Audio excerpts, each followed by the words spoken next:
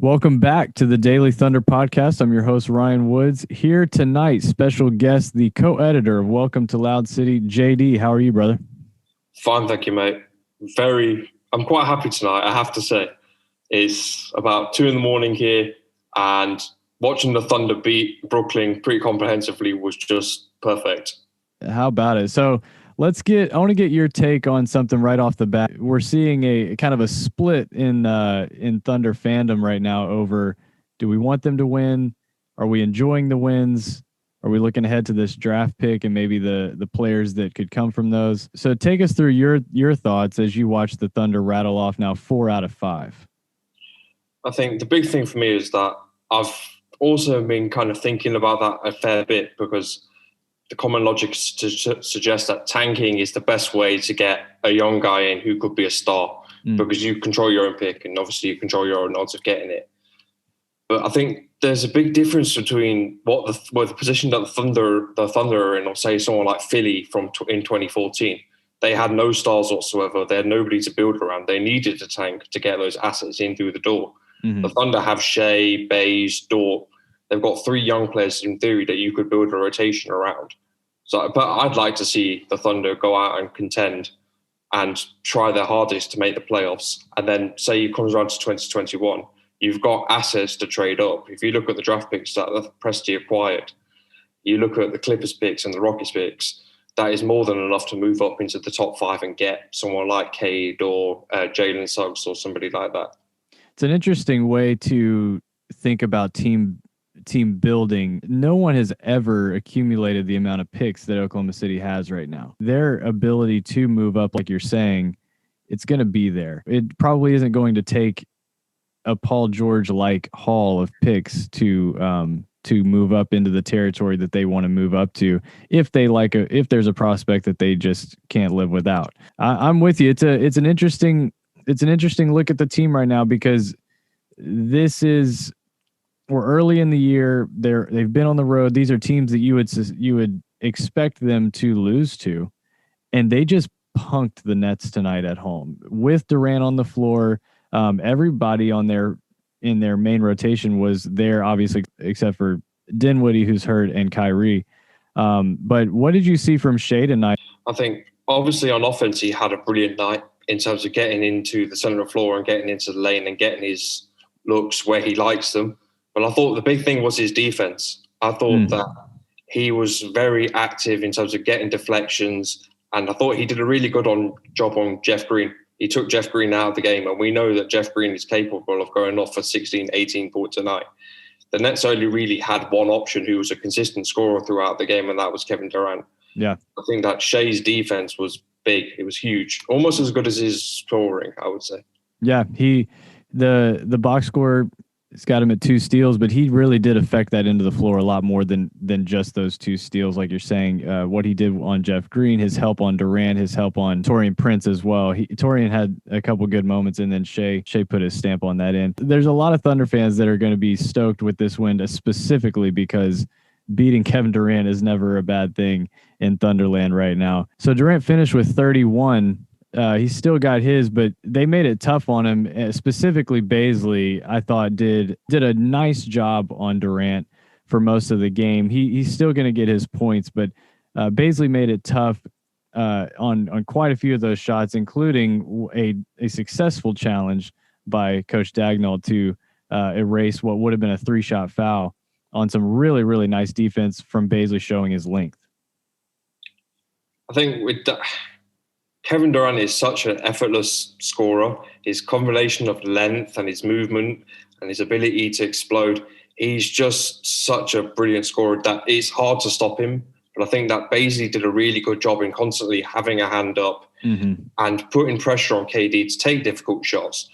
I think there was a possession in the first half which really caught my eye, which was that he forced KD to catch it in the mid-post about 18, 19 feet away from the rim. It's not an easy look to drain, but he's not allowing KD to get inside and get those looks that he wants or that are the most efficient. I think that Baisley just played the odds and did the best that he could. When KD's in that sort of mood, there's not much you can do to slow him down. Totally. And yeah, I was impressed with Baisley's footwork. I feel like that's something on the defensive end that he's really improved is his footwork. Staying with guys that are a little bigger and a little smaller. He's really done a good job being a versatile defender, guarding threes and fours. Dort had a slow start on the offensive end, but when he came alive, it really sparked this team in the third quarter, leading to a 37-18 third quarter for the Thunder. That was the quarter that really catapulted them to this win. What did you see in the third quarter? I think in the third quarter, the big thing for me was the team just played hard on defense. If you look at it, they forced a lot of errors from Brooklyn. Brooklyn were not able to get into really any sort of offensive rhythm. Yeah. They were misplacing passes or they were turning the ball over. And obviously, I think a lot of that does come from Lou, because Lou's energy on that end of the floor, and he's become very much a leader on the perimeter in terms of taking on difficult assignments.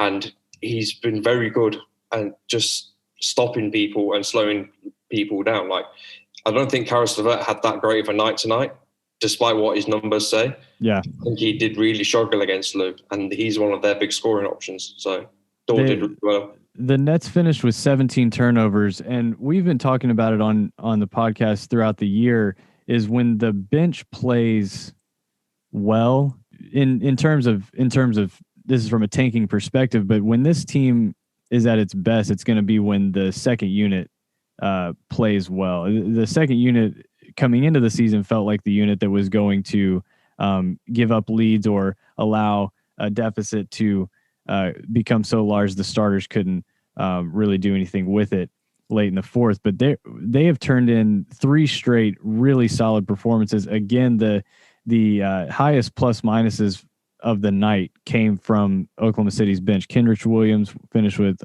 was a plus 16, Poku plus 16, Maladon was a game high plus 18, Diallo plus 17. When the bench plays like this, Oklahoma City is going to be competitive in just about every single game, because we've seen the starters. They're such a competent group, and they're building such a chemistry together that is going to lead to close games in the fourth. And we've seen Shea and Dort be such incredible crunch time players in the last couple years. Let's go to Hamidou Diallo. This is his second straight game with at least 20 points, both coming in his hometown of New York City. He finished with 25 points on just 14 shots. Did you ever see this type of scoring and this type of efficiency from Diallo? I have to be totally honest, I never thought it would happen with Harmy. I'm with you. The thing was, he always had this athleticism, and his ability just to get to the rim was always there. But then he would make silly decisions. So he would either drive too quickly, and then he wouldn't be in a good position to finish, or he'd settle for bad 3-pointers or bad mid-rangers. Those are still in his game. He's not totally erased them, but his decision-making has got a lot better. Like, he's controlling his bursts a lot more. He's getting to the rim at will at times. And because he's focusing on scoring in the interior, he's become more effective as a scorer over the last couple of games. I do think some of it is that he's got a bit of a bump from simply just playing in New York. I think perhaps it does something to him mentally, that he feels at peace or comfortable, because I don't see him carrying on this sort of form for much longer. If so, we're talking about a 6th Man of the Year candidate. If that happens, I will be incredibly surprised, because totally, it's such a leap to think where Harmy was last year as a guy who was a sort of 7th, 8th man on the bench, who couldn't really be trusted in big games because he had this tendency to not create anything on offense, and he had a tendency to make bad fouls on defense. Yeah.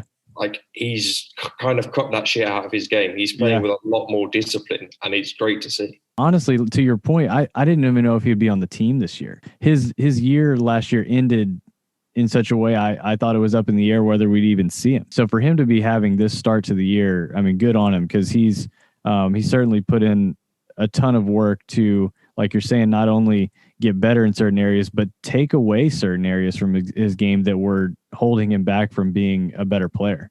that's the thing with Hop, is that he always had these skills in his locker, and he had certain flashes where he would show something special. Yeah. But then he'd have a couple of moments where it's a bit confusing. You don't really know why he's doing what he's doing. If he can just build on this skill set, and I personally, one thing I'd like to see is him become a bit more of a role man in the pick and roll. So if you can run, say, a Shea Harmy pick and roll, because he's so athletic, Yeah. you give him a short roll to the rim, he'll finish that 9 times out of 10. And then you give him another passing option, and then you can turn him into a bit more of a playmaker as well. Yeah. I think there is a role for him on the Thunder as, say, a sixth, seventh man off the bench who's just a reliable reserve.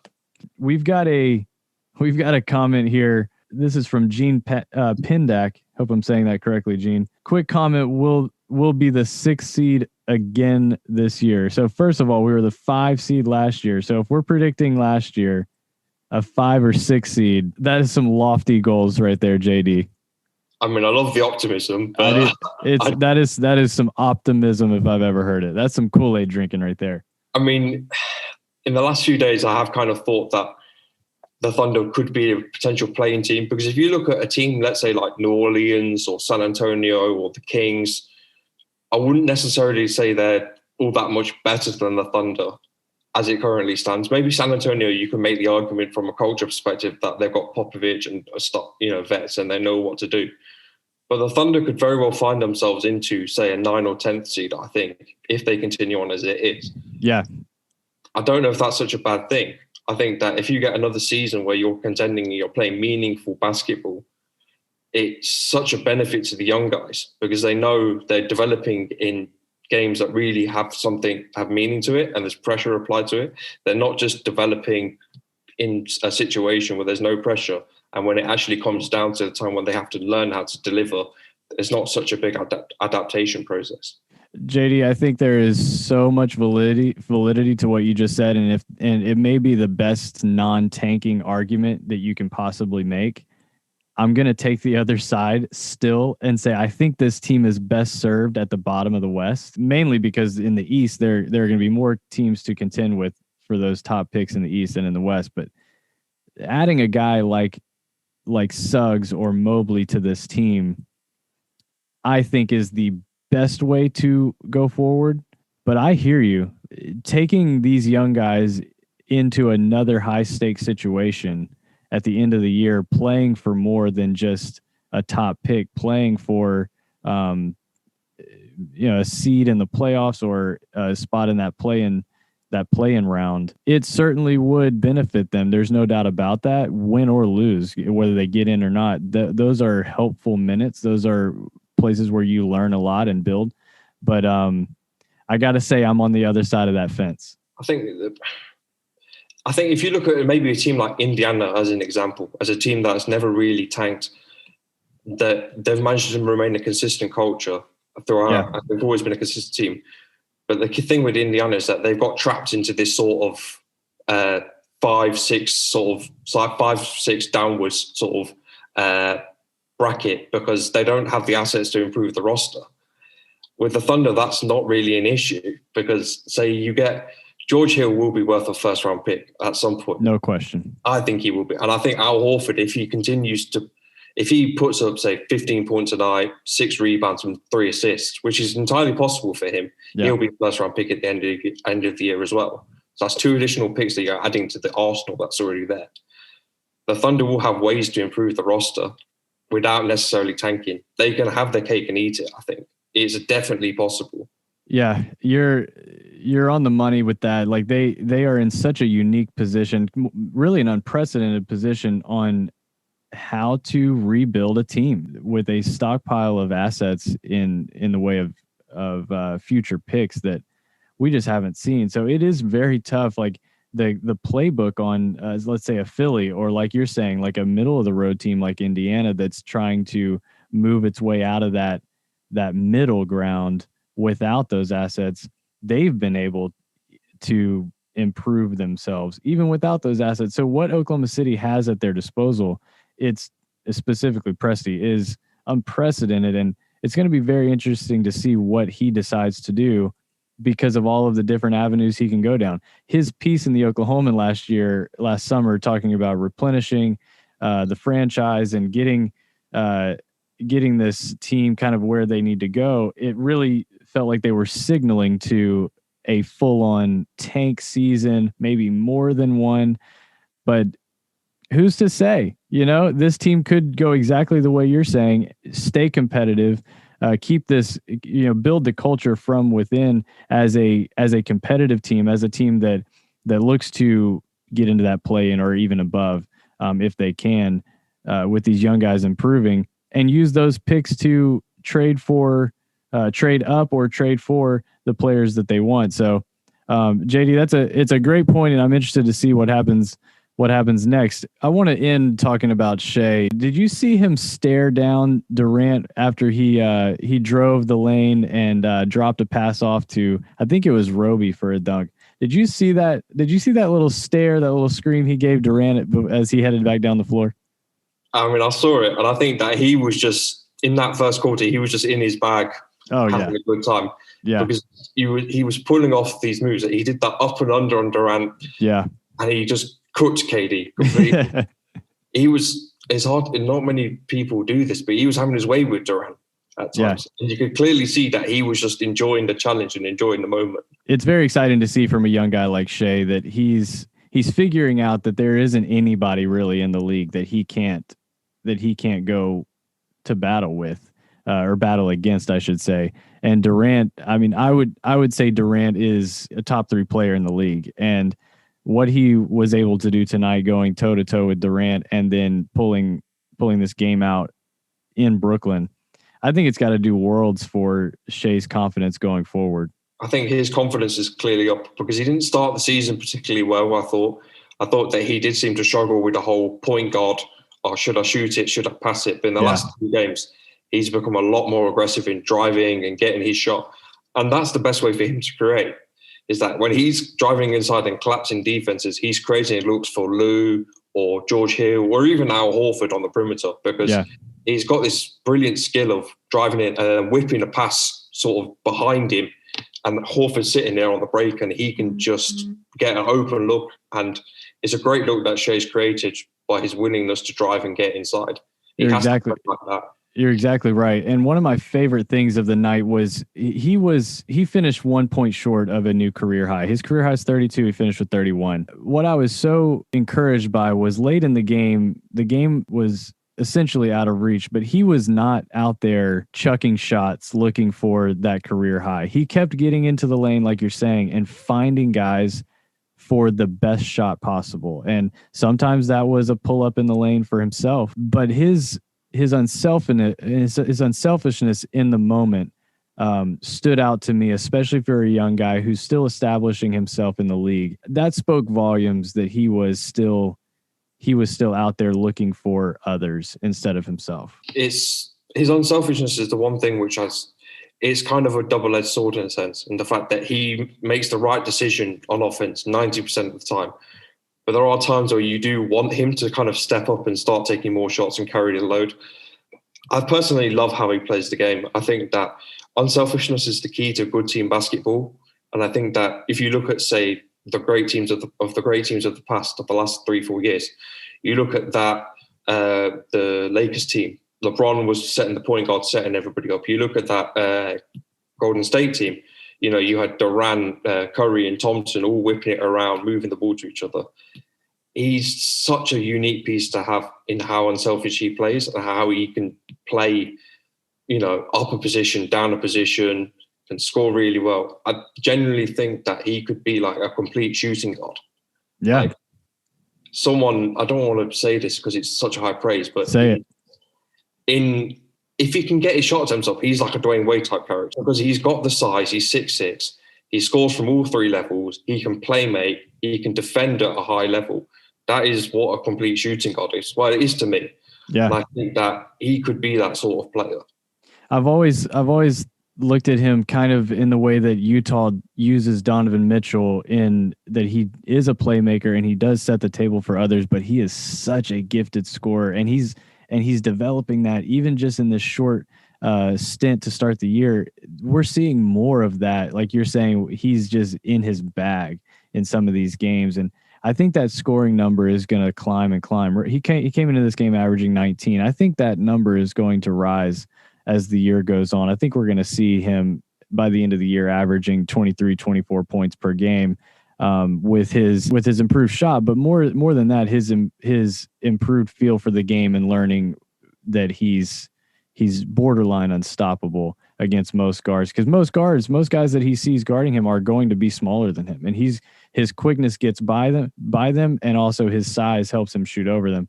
It's a deadly combination for Shea. I'm excited to see what he does the rest of the year. The big thing for me is his obviously his size and his speed, but it's his footwork. Mm-hmm. He's got this really offbeat way of moving where he's constantly mixing up pace and his strides. Like he'll take a long step then a short step. His ability to create space on a dime is so impressive. That's a great point. And like because he's so different in that aspect, he's a harder task for someone to guard because they're not used to playing someone like him. The majority of guards you'll play against, they have footwork and they have handles and stuff, but you can kind of work out what they're going to do because the NBA is a copycat league. Shea is relatively unique compared to other shooting guards or other comparable shooting guards. And the fact that they have him as the lead ball handler this year is going to be such an advantage, even if they end up drafting or moving into a different lead guard. For him to develop these skills now is going to be such an asset moving forward for Shea and for the team. So looking ahead, we've got San Antonio Tuesday night at home, and then right back at it Wednesday night at home against the Los Angeles Lakers, the defending champs, coming to the Peak. JD, this was great. Where can we find your work?